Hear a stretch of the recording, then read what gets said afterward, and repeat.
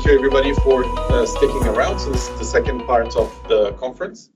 So in this session, we'll be going over what is the experience like to start working in the Power Platform for people that either are new to the industry, they may have had some previous experiences with other lines of business, and then now they want to work in the IT space, specifically in the Power Platform, or the people who are just starting their careers and started with the Power Platform. So we've got with us today Aleeda and Anna. So while Jason Jordan may join us online, but we'll see if he pops up. If you guys see Jordan on the screen, just wave and then I'll introduce him as well. But yeah, maybe what I'll start by doing is asking you guys to introduce yourselves. So starting with you, Aleeda. Hi, my name is Aleeda Ward. I'm 29. Before I started with the Power Platform, I was a linguistics researcher at Victoria University. Cool, thank you. And Anna? Hi, excuse me. My name is Anna. I'm 24 and probably been working with the Power Platform properly like a year, I'd say. But prior, I studied, I worked my little jobs, and anyway, here I am. Cool, awesome. And I am Rami. I am 40. If that's I asked you that. And yeah, I work closely with Anna and Aleeda on a daily basis, and we work on one of the larger projects related to the Power Platform, Dynamics 365, as well as just Power Pages, among other things that we do.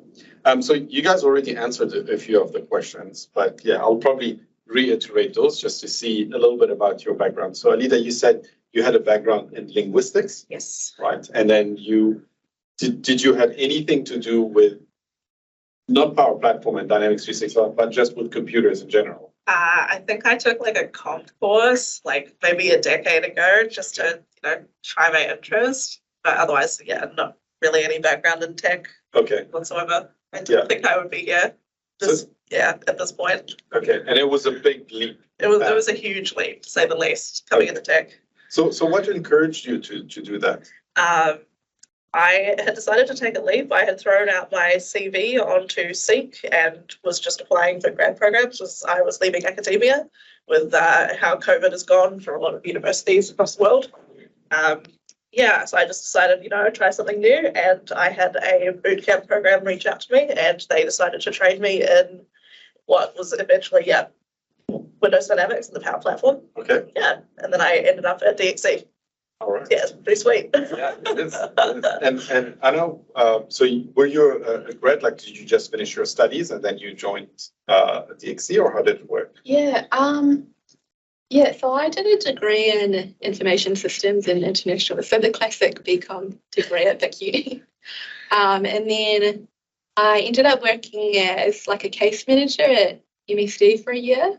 And then after that, I was like, I probably should use my degree a bit, and I started applying for grad roles. And I was actually just telling Aleeda before, I was very close to being in sales. And then they were like, psych, you're not in sales, we actually want you to join Power Platform. And I was like, okay. Okay. So when you joined, you were going to do a sales role, and then you moved into the Power Platform and started doing that. Yeah. I think it was more I think I'd applied for a business analyst, and they were like, there's actually this product and there's this whole team to do with it. And I was like, take what I can get. Yeah. Kind of worked out for the best. That's good to hear. And then we'll drill a little bit down about that in a second. So when you were at MSD, did you do anything with IT in general, or was it more from a management perspective? We did use we use the systems and the software and stuff to manage the work. And it's actually quite good because it's kind of what is being built with these projects. So I feel but no, it's really people-focused role, but not really technology. Okay. Yeah. All right. And you did mention that when you started working with DXC, it was more relevant to the studies that you've done. Did you feel like some of the things that you've learned at university were transferable in your day-to-day job, or is it Yeah. They've taught us what's good on paper, but reality is completely different. Yeah. I think maybe in like my subconscious, a lot of the stuff has applied and it's stuff I haven't asked questions about, I guess. The ultimate, I mean, they don't have a degree on Power Platform at university, right? They should have. Good run that. Michael, that's it. Yes. Yeah. Let's start with that. But I think with like project management and that was kind of taught, but as I said, I took like a year off after, so hope you guys can relate. Like you stop something for 6 months and you don't remember it, so that was me with my whole degree. Yeah, absolutely. The more you practice, the better. Whereas with you, Aleeda, was completely different. Yeah. Was there, you mentioned there was one paper that you took that may have been irrelevant, but for the rest, like what could you apply to your job now? Yeah, so I was like mostly in a tutoring role, so it's quite people centric, like constantly learning. I think is the thing that I've applied to my new role, and a lot of the researching skills. So my writing is quite strong, so it's helped me a lot with like the functional requirements and stuff. But other than that, yeah. The technical side of things, it's a good thing that I can learn fast because, yeah. Yeah, absolutely. I did find that as well. Like going to university, a lot of it is technical, theoretical, use languages that may be outdated, but they teach you concepts more than, the actual doing of the different things. And as you mentioned, like improving your writing skills, Yes. Improving your communication skills, the discipline of having deadlines, having to present a paper or something like that, all of that applies, like some of the soft skills. My degree was in computer science, so some of the fundamentals that they taught us are still valid today. So we still apply those, and some of the more advanced calculus papers, somehow related, but you're not going to find the big O notation of a loop and then try to optimize that, things like that. We've moved on so much from that it's good to know the basics. There's a typical meme about bubble sort and heap sort and all of that. You just go dot sort and that's it. You don't have to go through the details. But that's good. So before you guys joined DXC, did you have any idea what the Power Platform was?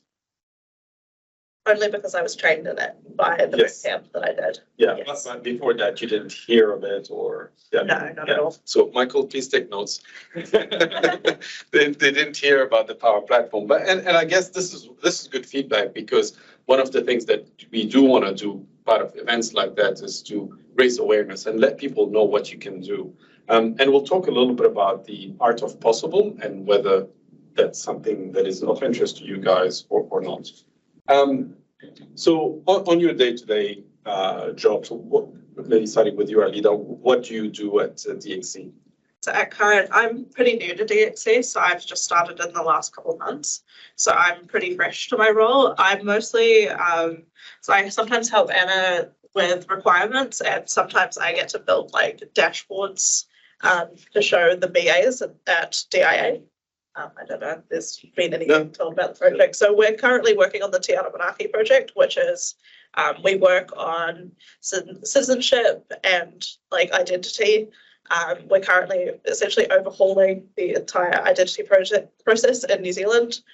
We're digitizing a lot of their processes and applying all of that to Windows Dynamics and our platform. So we're currently doing a bunch of dashboards for the current like passport advisors to use in their day-to-day. So we're in the process of overhauling one of their, I think we're doing like their citizenship by grant. Yeah, but like, yeah. So that's for like island nations that are applying for their citizenship. So yeah. Okay. Just one of the new dashboards for that. Cool. So you're more on the configuration side of the platform. And Anna, what about you? Oh, I'm probably the opposite. And I mentioned this to Rami the other day. I'm just confused. So no, but day to day, I think so. Yeah, I've been on the project like maybe since February, and it's massive, right? There's a lot to learn, and I feel like most of my day, I'm just at this requirement, I'm thinking and I'm Googling and I'm going into meetings and looking up different acronyms, you see. But ultimately, I'm in the define team. So we do like the define of the requirements that the client gives us. And then we come up with this design document. So I'd say ultimately that's the goal and that's what I try and contribute to. Yeah, Okay. Yeah, that's perfect. And that's a good segue to my next question is, do you feel like you're getting the support that you need in your role? Like, do you feel like, maybe as you mentioned, like some of the more senior people will be using acronyms, like, I don't know, BCF or, ALM. Yeah, ALM. ALM is a very good one, actually. Or even technology, like names of technologies, like we would say a flow or a Power Automate. You'd be like, no, what is that? Hang on, I need to Google it. So do you feel like people go at their own pace and sometimes they don't take the time to go back and just double check that you're actually, coping with what is happening? Or do you feel like you get the support that you need? I think for me, I've been very lucky. I've had very good mentors my whole time at DXC. So I feel like I've never been in a position I've got no one. Actually, most of the time, I suppose I've never been in a position I haven't had someone to ask. And on the odd occasion, everyone is busy, and that's just the reality of literally any job you go into. And that situation is kind of being like, yeah, this is a bit overwhelming. But in hindsight, it's kind of like, well, that's probably where I've learned the most, being thrown in the deep end. That's actually good insight because we don't see that, right? So we are going 100 miles an hour. We have due dates, we have deliverables, and we just carry on, and then we forget about the what is Power Automate? Yes, exactly. What about you, Aleeda? It's like just stuck on that answer about like the acronyms and stuff. I was just gonna say, like, I'm so glad that DIA very actively update their wiki because I'm on there like 20 tabs a day. Okay. Like, what is this 3-letter acronym? DIA are running out of 3-letter acronyms. Yeah. That's how many they have. I'm constantly on their wiki, like trying to keep up with that kind of thing. I feel like, just because of the size of this project, that's what I'm overwhelmed by. But like, we're in such a good environment that we're able to ask questions. I don't feel like I'm left behind, at any point because like DIA have been really supportive and, my learning. And so like Rami and I'm working closely with both of these two. I'm on the Define team with them. So no, it's been good. That sounds good. I can always ask you. So you're talking about the project DIA to Amanaki. So as you mentioned, we're doing an upgrade to the citizenship by grant. So anybody that applies for citizenship by grant goes through a system that we've written. Citizenship by descent is something that we'll be working on next year. We also do first-time passports and passport renewals. So those are, quite big applications, and they connect to other applications, and they are also very security sensitive applications. You don't want to issue a passport to someone that should not have a passport. You don't want to make someone a citizen when they shouldn't. So that comes with a bit of stress per se, but also from my perspective, it comes with pride.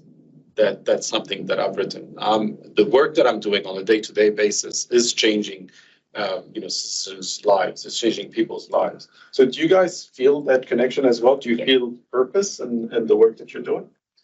Yeah. For sure. It's very like, I know that we're only like 2 years into this very long project, but I definitely want to see it out because it's like very interesting. We're learning like something new every day. There's a lot of legislation as well that I never thought I would say this, but I'm very interested in a lot of like the policy that goes behind a lot of this stuff. It's quite interesting. Like just this last couple of weeks, I've learned all about like adoption policies in Samoa. So weird, but so interesting. So yeah, it's cool. It's a really cool job. Absolutely. And yourself, Anna? Yeah.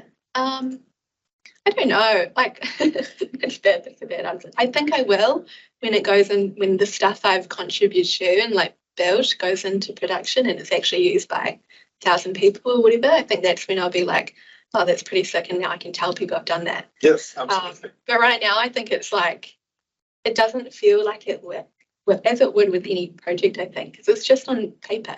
Yeah. It doesn't feel like it will. but when it does. Yeah, it feels a bit virtual, and you don't see the result until it actually goes live at the end of the tunnel. But I do agree with you, Aleeda. So a lot of things like we go, why are we doing that? And a good example is that by law, all the official registers, so when we're talking about birth, death, marriages, citizenship, passports, travel documents, whatever, they have to be in separate databases, physically separate databases. They cannot have any overlap, and we cannot create a replica of those that has all the information in one location. And apparently, that requirement dates back to the Second World War. So there are reasons why something happened back then that they don't want to replicate any of that. So you should not be able to go into one place and get all the information across. So it's really fascinating once you start working on all those things. We worked on a name change policy where we couldn't use certain macrons because, there's laws, there's name change laws as well. So like every little thing that we're building is, subject to such strict policy that, we have to work with DIA around it. That's what I quite enjoy, like the working around the people problems and the technological problems. So it's really cool. It's rewarding. Yeah. That's what I find. And actually part of those macrons, so if you have special characters and special accents and so on, it's because they don't print on the machine readable strip at the bottom of your passport. And they use that all the time. So, when you understand limitations, like, now I get it. So that's really good. In terms of, so what do you like about your day-to-day job, starting with you? So I don't know if any of you have been in academia. It's not exactly the friendliest environment to work in. Not for me. I really enjoy the environment that I'm working in. DXC as a company is really nice, but I also get to work in DIA's office as well. I like working with Anna quite a lot. My team of it's quite a small team, so it's just Rami, Anna, and two others. Got a solution architect, Patrick, and a BA working with us as well, Sarah. They're all really nice, but quite close. So I like the closeness of our team. And I also get to do, I don't get to just do a marriage of BA work, but I get to do, the building work too. So it's I'm doing something new every day. I'm not bored just sitting there writing, but I also get to play around on the tech too. So that's cool. Yeah. And I want to echo that as well. Post-COVID, a lot of people tend to work from home. For some reason, that's not the case for us. I mean, we do have our days where we work from home, but 3 days a week we'll be in the office. And in a way, I get excited when I get to the office and I can't find a desk because all the desks are taken. So you have to come in early and then you have to fight with someone and so on. But it's such a good vibe. You've got 3 teams. Not everybody is in the office because the teams are, scattered across all of New Zealand and Australia. But to be able to actually get into the office, interact with people, talk to them, have those water cooler conversations, it's really good. It's something that I miss actually after COVID. But what about you, Anna? What do you think about the vibe of or not just the vibe, but what are the things that you like doing on the project?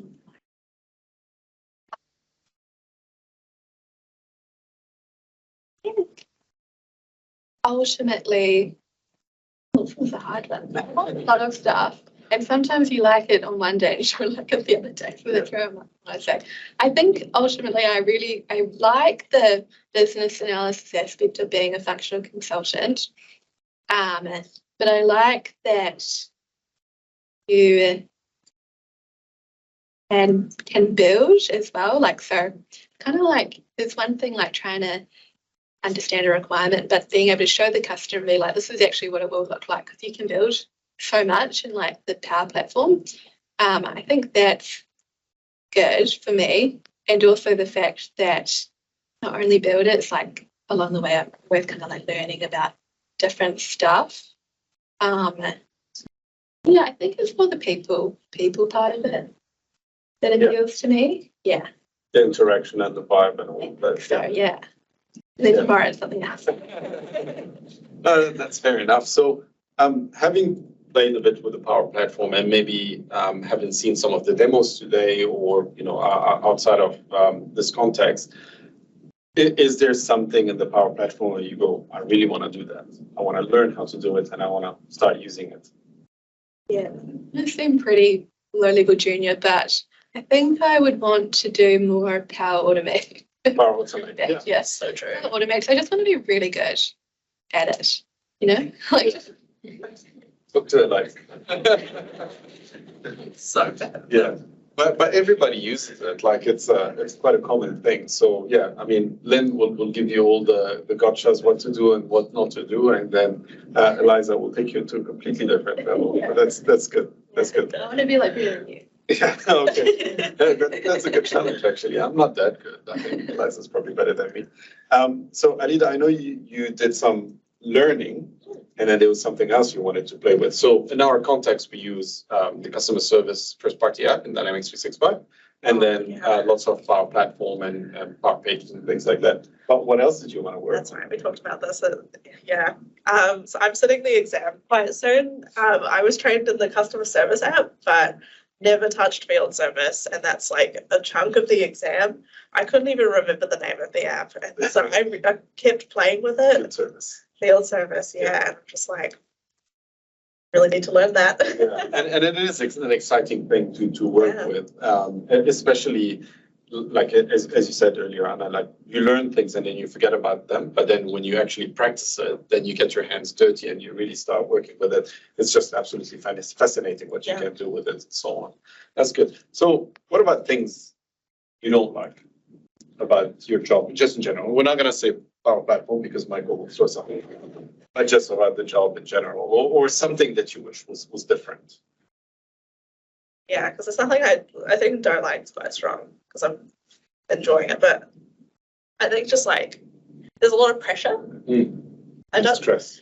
Yeah, I don't know that I'd either want to wish that for that to be different because we need that pressure to be there to actually get us to deliver these things on time. This is quite a lot of work. So okay, yeah. That's a good one.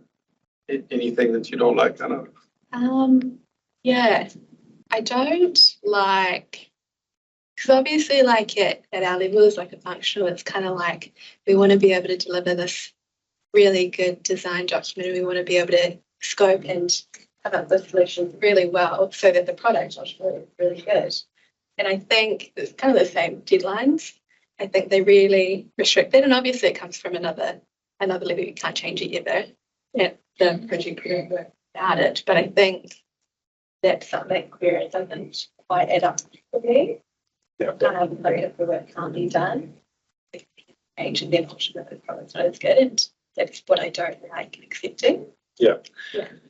So, sometimes, and I guess that everybody can relate to that, but sometimes someone would make a promise and then they go, "Oh, you'll deliver it by that day." Yes. Like, what are we doing? When? So it can be quite challenging. But as you said, like from my perspective, it's good to have that because then that will force you to deliver on time. May affect quality, yes. And then this is where sometimes we push back and we say, hey, you want a good job? Give us the time that we deserve. But having those deadlines will allow you to actually deliver on time and be able to focus your attention on something else. Because otherwise, at least from my perspective, I tend to procrastinate a lot. So, and also because there's a lot on my plate, I'm like, if it's not due today, I'm not going to work on that. I'm going to go and focus on something else. So it's just making sure that there's a little bit of pressure so that we can focus on that. All right. Any gotchas that you guys have felt, or like maybe something that you wish you would have known about? That's difficult. It's a hard one. I didn't even know what this question meant when you sent it to me, so now that you're explaining it, I Okay. think about this good Anna first. I kind of wish like I'd known when I started. This was going to sound, I don't want this to sound bad or anything, but no one actually knows everything. And it's kind of what I thought going into it. I was like, Rami knows everything, or are they who is let me know everything, But the thing is like, and I didn't know like technical people, functional people, integration. I didn't know. And I just thought, and I just think it's like, I just wish I'd known like, no one's going to know everything, so I'm not expected to know everything. And that's what I thought at the time. And it is quite overwhelming. So I wish this is my way. Yeah. Yeah, that's absolutely fair. And I feel that pressure as well, like, at the level where I am and they go and they ask me a question, I'm like, I have no idea, but I can find someone that knows the answer. So, just to appreciate that you may not have the answer, but as long as you can give the customer confidence that we can find out the answer for you, and then we'll just come back to you, that's fine. And you've seen it in some of the presentations today. If you don't have the answer, you say, I'll take it offline and then I'll come back. Yeah. Yeah. So let's move into the learning aspect of things. So I know people that are new to the platform, to Power Platform, to Dynamics, and to be honest, even for people that are seasoned in the Power Platform, it's moving at such a fast pace. You always want to keep on top of it. You want to know what's coming up, and you want to know whether you can apply it into your day-to-day job or not. So, Anna, you mentioned that you use Google a lot to figure out what you need to do. So, do you have any specific sites that you like to go to or trust to get the information, or like how do you keep on top of it? I don't know. I think when I'm looking for like something very specific, just try and Google the question and see what comes up. Very basic, by the way. Anyway, yeah, if I'm looking just for a cold hard fact, then yeah, I'll just Google and I'll try and skim read and find the answer. But if I'm looking for like background and how to build and I want like a visual, then I'm usually on YouTube. YouTube. Yeah. Yeah. You know of Eliza's channel? That's a good one to actually. Have a look, actually, yeah. Wonderful series, really good one. So, What about you? yeah, I'm in YouTube. Okay.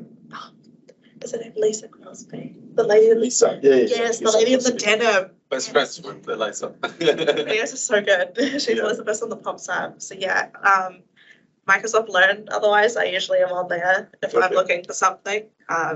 We used all of those modules when we were learning at the bootcamp. So I used mostly those for all of my learning. If I'm doing exam studying, I use exam topics though. Okay. The Microsoft exam stuff is usually like very spread out. So Okay. I'd rather it all in one place and more recent questions. Okay. Yeah. And what are your thoughts about learn.microsoft.com? I think it needs to be updated more often. It's very outdated. Yeah. I think a lot of people agree with that. Yes, Absolutely. because when I was sitting, doing a lot of my study for my boot camp, a lot of the stuff would just not be in the right place, or it would be just gone sometimes. And I'd be like, am I stupid? Am I wrong here? Or I'd, go to the lady teaching us. We had Sarah Bennett actually teaching us. Okay. And I'd be like, am I wrong, Sarah? And she's like, no, girl. It's actually just moved. And I'd be like, okay. Yeah, but that's actually quite interesting, and I find that as well. But ultimately, I do understand why, because the product is moving so quickly, and then to keep on top of those hundreds of pages of documentation that they've got is quite challenging.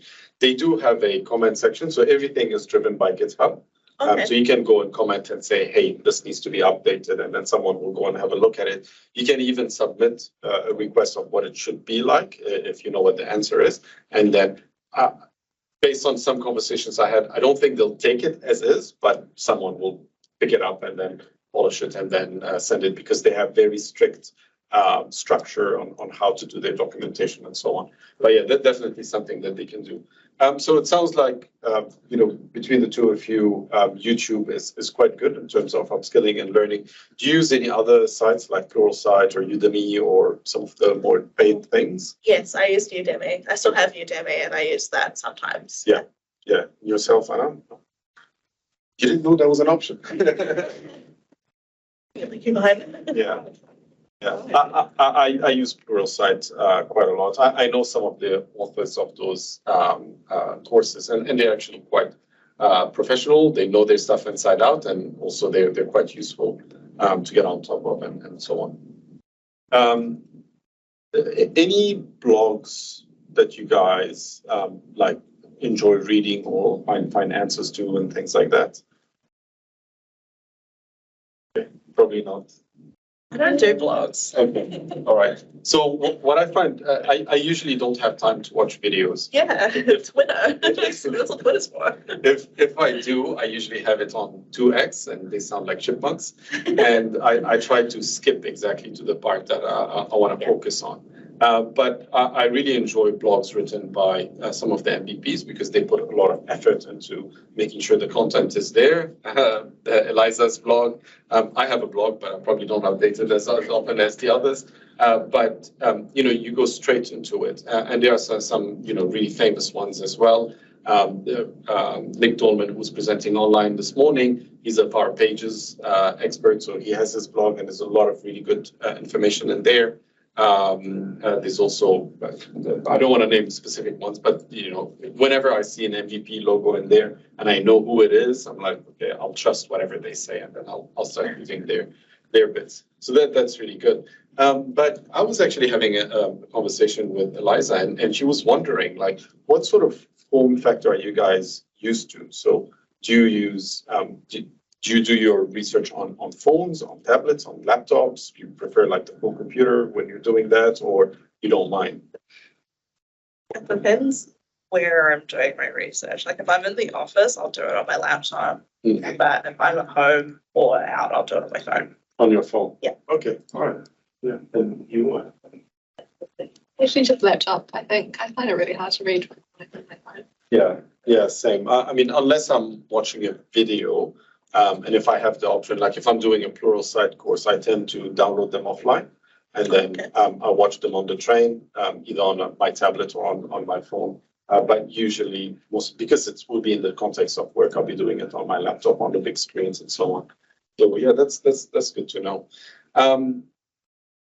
Do you feel like you're hoping? I mean, you guys are learning the foundation, and then on like a monthly basis, there's new stuff that is coming out, and now like Copilot is everywhere. Do you feel like you're coping with all of that? I think so.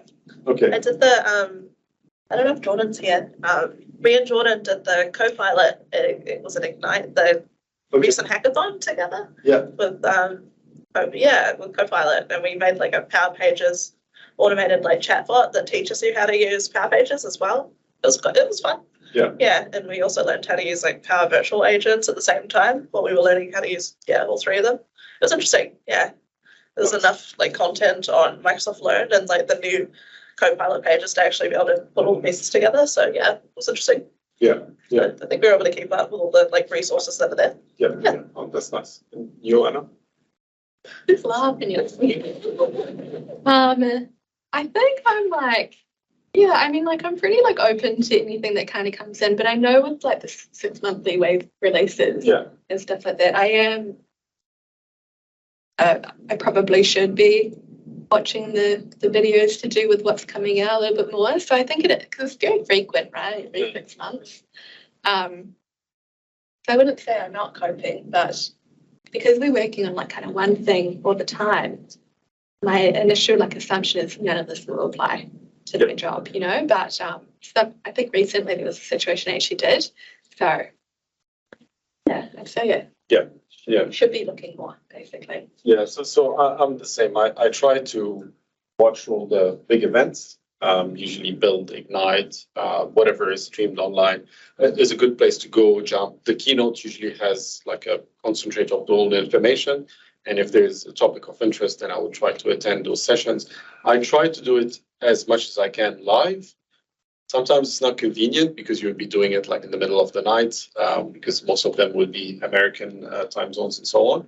But I find that if I don't do it right there and then chances are I'll just put it in the back burner and never get to it.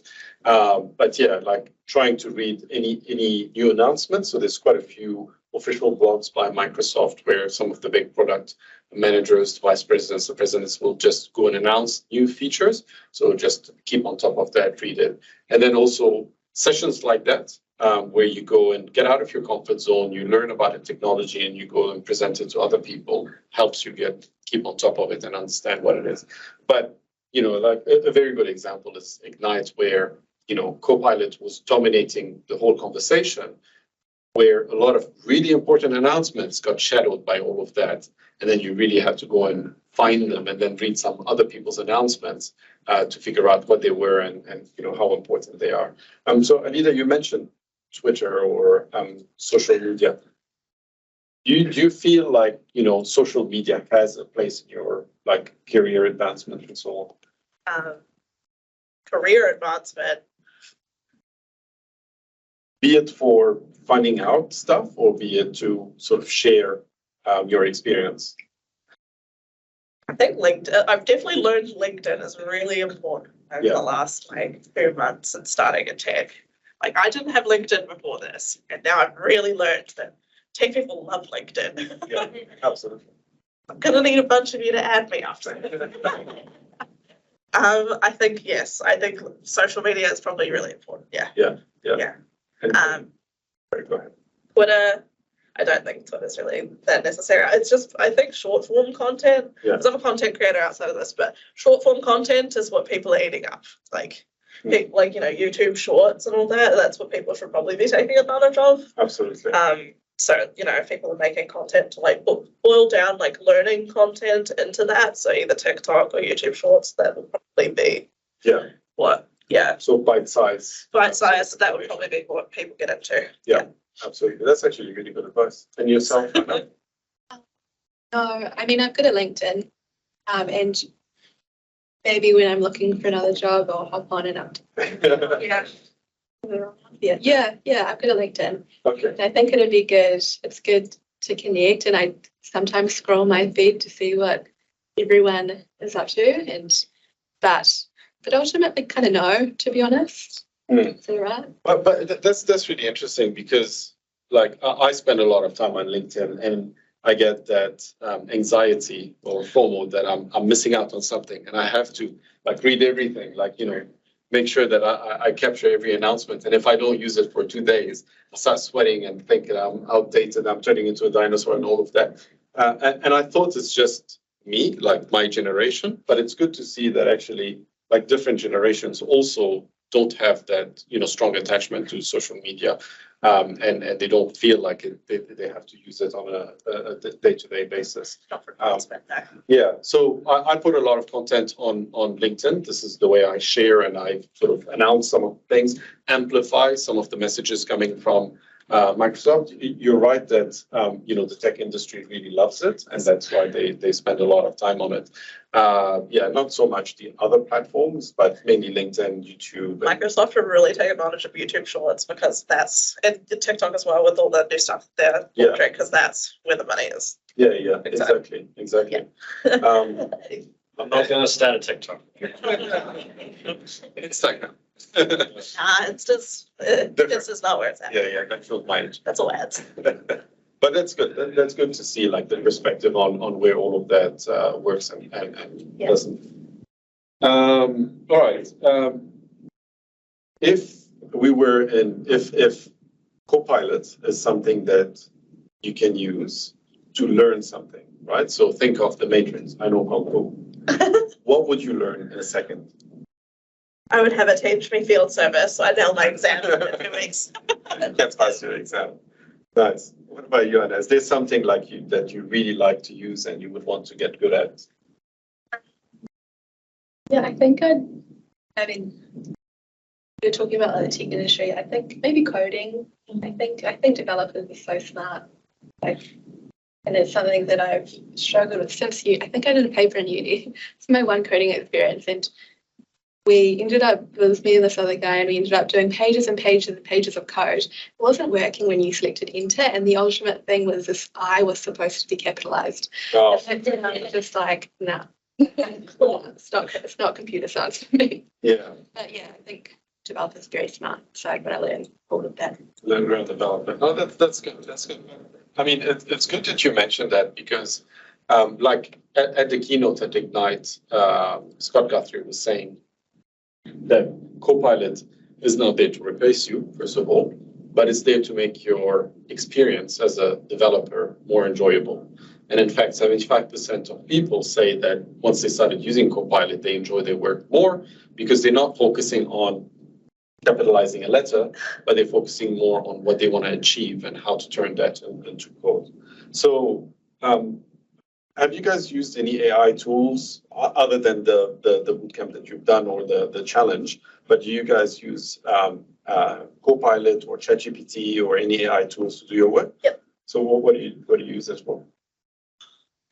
I'm going to answer this honestly. I use it to correct my emails. Yeah.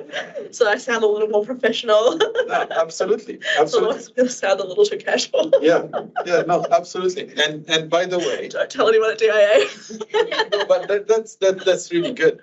Every single announcements that I did for the New Zealand business application went through ChatGPT to correct my spelling and my grammar because I don't trust myself. It's so useful for that. It is, absolutely. I've got that thing where I think, I write, and then I read, and everything seems fine. But then the next day when I read it again, I'm missing a word. I don't know why I don't see that. I don't know why I misspell words, even though I know how to spell.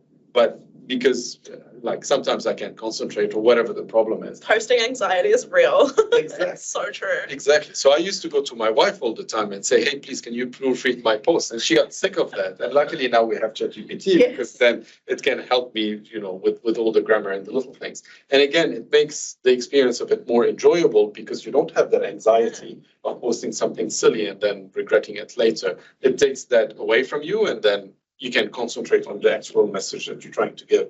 One thing I did notice that ChatGPT at least is moody.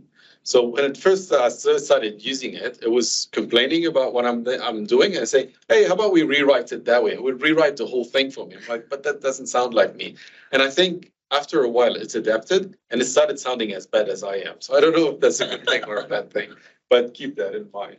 But Anna, do you use any AI or ChatGPT for anything? Or You should just go home. Not really. I think I've used ChatGPT like once during work, whereas like no one's available. Let me just give this a go. I mean, I should. Like, it's not like I don't trust AI or anything like that. I think I'm just old school sometimes. yeah, but that's good. This is the second question actually that I had is, do you trust it? Do you trust the results that comes out of it? Like I can proofread what it's, I can stick something in. If I don't like what it's spat out to me, I can correct it. Yeah, Yeah, yeah, I've exactly. got the critical thinking skills to, either correct what it's given me or I can feed it through again. Like I can just tell it to do something else. I Yeah. can reword my prompt, Absolutely, and I think this is where the prompt comes in. So I used it once, just for fun. I was with the kids at home, and then we actually I've got 3 kids, and I asked each one of them to come up with a topic of a story, a funny story, and they came up with the most random things, like a remote control trying to take over the world, and a dinosaur that tries to stop it, and all of that. And I put those as parameters into ChatGPT, and I said, create a story for me that is like 3 paragraphs long, and we'll have a twist at the end. And it did it. And it did it better than I could, right? So I read it. I'm like, man, we can turn that into a movie. That's amazing. But when it comes to the professional context, especially when I'm doing coding, I don't trust it. Because I've got a specific style of coding. I do it in a specific way. And then whenever I go and ask ChatGPT to generate some code for me or Copilot, even using GitHub, I don't get the answer that I want. And it takes me too long to then redirect it to refactor and change things before I get to a point where it's actually satisfactory. And most of the time I'm like, I could have written it by myself. So I do see the benefits of it, but at the same time, a lot of young people are saying that we ask it to do something, it comes up with an answer, but we don't know what that means. We just copy and paste that, put it in there, and then we just trust that it will work. And that could be a bit dangerous. You need to understand, like it's a co-pilot, it's not an autopilot, right? So you need to understand what is the definition of quality, what you want it to be like, and it will help you get there by doing the mundane task and so on. So yeah, that's an interesting thing. So do you guys see future in that technology? Maybe not necessarily from a maker perspective, because as we saw today, it actually does do a lot for you, and it's relatively easy just to demonstrate or just use natural language to express what you want to do, and then it will turn it into something useful. And Julie did a very good demo, and she specifically told me, if I do a natural language demo at the keynote, there's a chance that it will fail. And I'm like, that's perfect. I want it to fail. I want to see how you're going to recover from it. And I want everybody to understand that it's not deterministic. Things might change. But from a end user perspective, like doing the summaries that Divya demonstrated, doing the bullet points and maybe extracting useful data, sentiments and things like that. Do you guys see that as a useful thing to have? Yeah. Yeah. I think it does have a lot of scenarios or use cases that can make it quite useful to use moving forward. It's good to know. Any of you guys, do you guys have an opinion on just using AI in general, Copilot or all that? I use it all the time. Okay. Again, as you mentioned, when you want to come up with maybe a bedtime story for the kids, use it. Let it maybe rephrase a message or an email.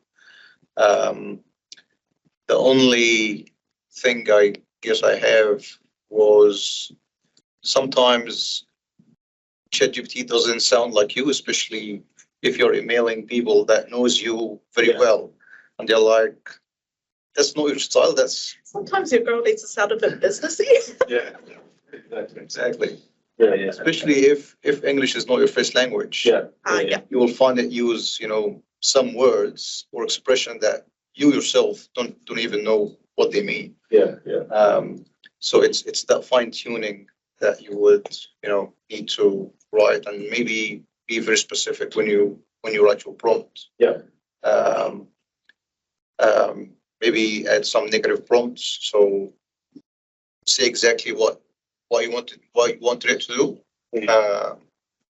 and say I don't like, I want this, but exclude this and this and this. Oh, okay. I think you will get better results. Yeah, I've got the same. Yeah, I've got the same experience. I mean, English is my third language, so because in other languages you do things in a different order, and I tend to do that in English as well, and it comes out wrong. But then, I appreciate when it corrects me and tells me that. But you're right, like having specific prompts is like, the art of Googling, right? Exactly. So you don't want it to be too broad, you want it to be very specific. So I started by saying, enhance this, and it will go and turn it into something completely different. And now I say, just proofread it, but don't change it. And then it's more. I've heard proofread this has been like my most constant. Exactly. Prompt. Exactly. Yeah. Cool. So we're going to change gears a little bit and just talk about sort of your expectations on what you're venturing into. So, what do you think about the cultural aspects? You mentioned that you get a little bit of support at work and all of that. But what about like the community, the online community, the local community, and so on? What do you think about that? Everyone's really nice. Yeah. Everyone takes really nice. Okay, Yeah. that's good. That's That's all right. that's good to hear. That's good to hear. And for you, Anna, like, is there? Yeah. Well, I'm not I think it's really quite good with how there's so many people are very passionate about it. And I'm not a very outwardly passionate person, but being around passionate people probably makes me think like, oh, actually it is cool, Yeah. 5 years ago I wouldn't have thought that.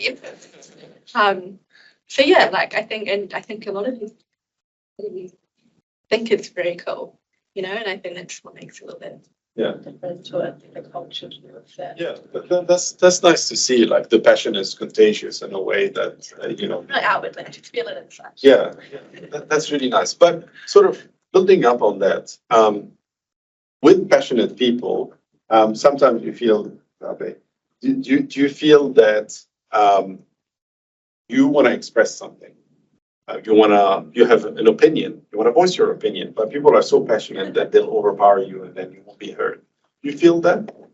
I don't know. I mean, I like a lot of, realistic. I like a lot of confidence being quite junior, but I think specifically now, I don't really think it's going to be like stupid thing to say, I don't think so. No. Yeah. Okay, that's good to hear. And for you, Aleeda? I was just gonna say, Anna is very good at her job. Like, she teaches me things all the time. Like, I am learning constantly from Anna. So I just wanted to say, like, she's very good at her job. That is not like that. Yeah. But I learned everything off Rami and Aleeda. And our Yeah. yeah. That guy over there.